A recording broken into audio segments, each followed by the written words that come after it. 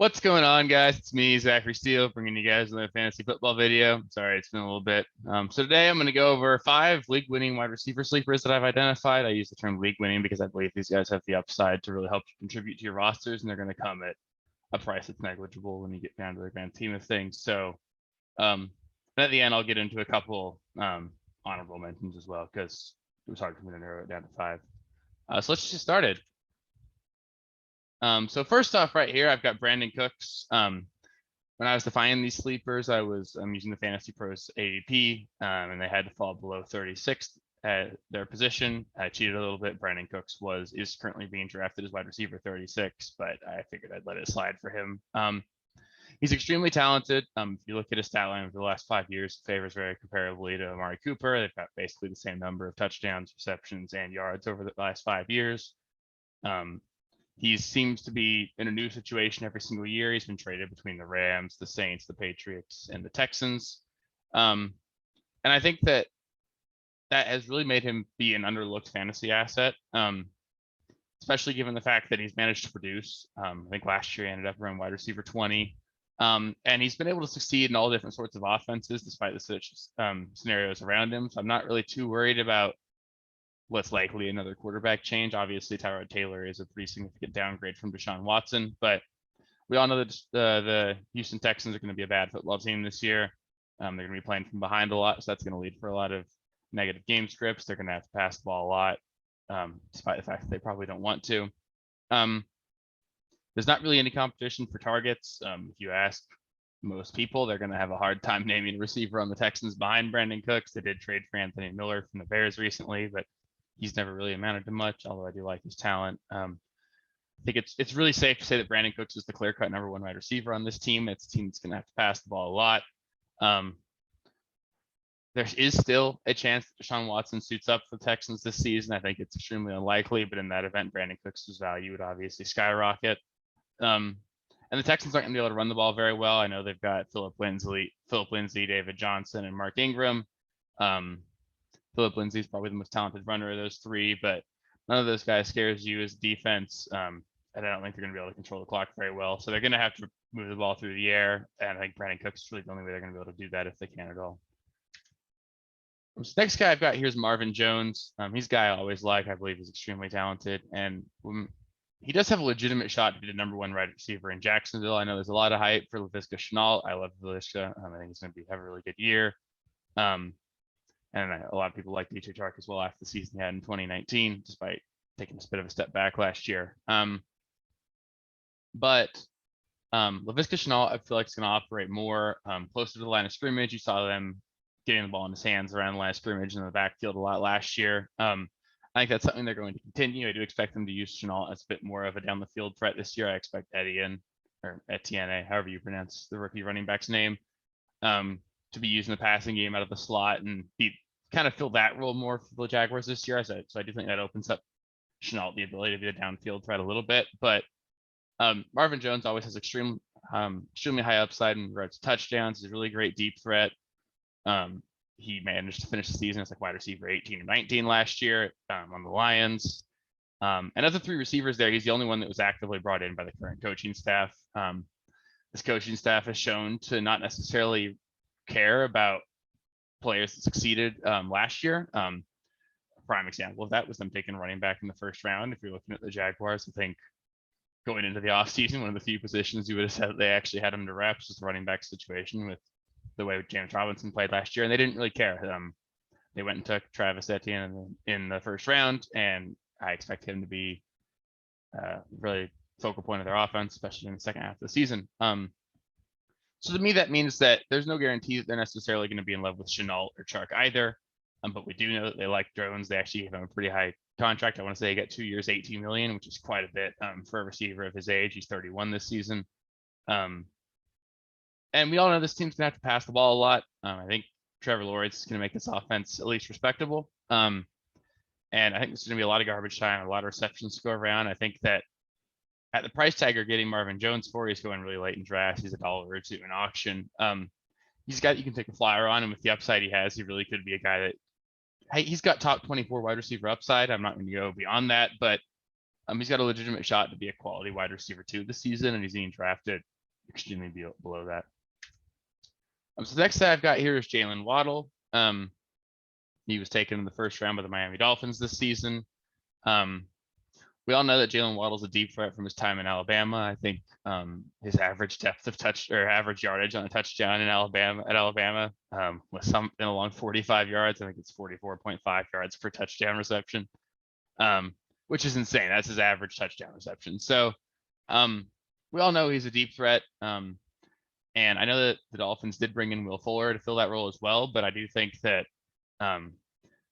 given the suspension from Will Fuller and given the fact that Will Fuller is already sort of banged up, Jaylen Waddle is going to be able to slot in as the deep threat to start the season. And we already know that he's going to have some sort of chemistry with Tua, given they played together in college. Number one wide receiver slot in Miami is pretty much wide open. I know Devontae Parker had a really great year 2 years ago with Fitzpatrick.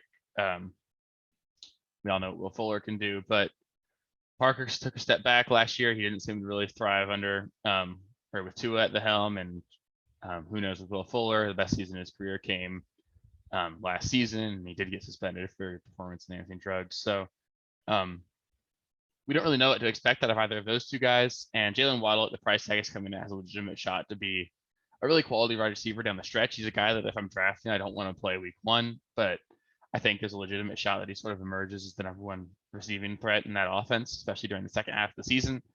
And I think that I do expect Tua to take a step forward this year. So as a benefit of that, I expect the whole Dolphins offense to be better.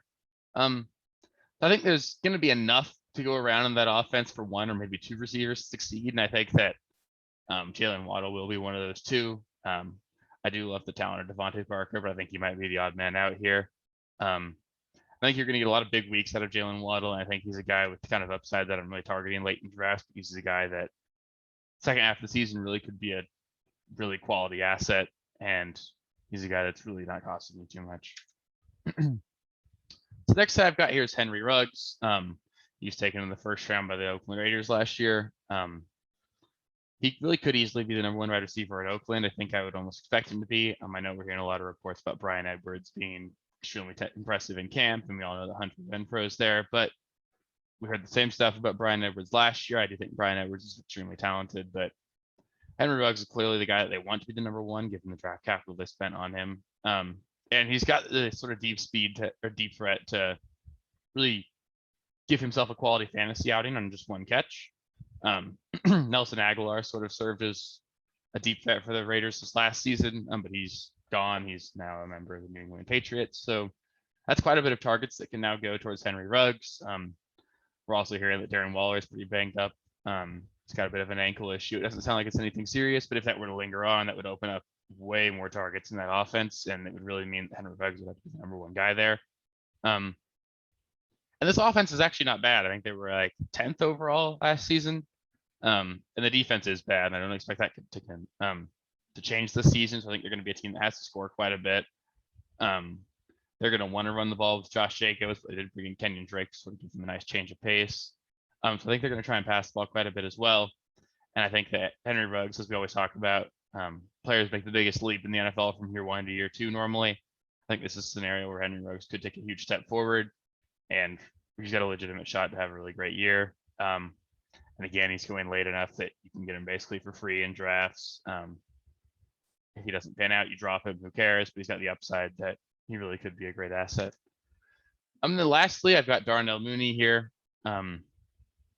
He was proven to be a really talented route runner. I'm sure many of you have seen how he burned Jalen Ramsey last season at one point. Obviously, he got overthrown by Trubisky because that seemed to happen whenever Darnell Mooney was open. But he's really capable of getting open. All he needs is a quarterback who can sort of put it in his hands. Andy Dalton showed that he was able to support two fantasy relevant wide receivers in Dallas last year with Amari Cooper and CeeDee Lamb. I don't think there's any reason that'll be different here. And I think that Mooney gets an even bigger bump if Justin Fields manages to win that job. I think that the Bears will be a lot more prolific on offense once that happens. But regardless of how you want to slice it, Darnell Mooney should be in line for more work and more success this season because Dalton is probably the best quarterback he'll have played with. Same goes for Allen Robinson. I really do like Allen Robinson this season, but this offense is going to improve. And if you go back and look at the tape of Darnell Mooney last season, there were several times in which he was wide open for big touchdowns and they just couldn't hit him. And if that changes at all this year, you could have a couple more big touchdowns and we'd be talking about him way differently this year. I really do expect that to happen. He's got a legitimate shot to take a great leap forward. And I'm really excited to see him play this year. He's a guy that you can get again basically for free. Yeah. And then one more honorable mention I'll put in here. Emmanuel Sanders. I think he is in line to be the number 2 wide receiver in Buffalo this season. I know Cole Beasley filled that role last year, and I'm also really big on Gabriel Davis, but they did give Emmanuel Sanders a pretty quality contract. I want to say it's 1 year, $6 million, and most of that's guaranteed. So they expect Emmanuel Sanders to come in there and contribute. And we all know this offense is going to be extremely pass heavy. They don't really have any intention of running the ball. They just gave Josh Allen a 6-year, $258 million contract. So they're going to pass the ball a lot, and we all know that Emmanuel Sanders is really talented. So he's a guy that I really think could have a great year.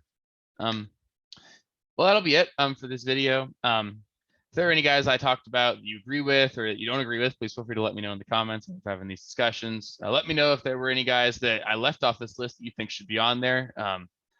Really want to. There's a lot of guys I probably could have talked about that I didn't, so please let me know. If you like this video, please feel free to leave it a like. It really does a lot and really try to get the channel to grow. We're pretty small right now, so every like, every comment matters a lot to me. And if you want more content like this, please feel free to subscribe and click the bell so you get a notification when I upload more videos. You can follow me on Twitter at RealSteelFFB. I'll start being more active on that once the season sort of ramps up. Anyway, thank you guys so much for taking the time to watch the video. I hope you all have a great day.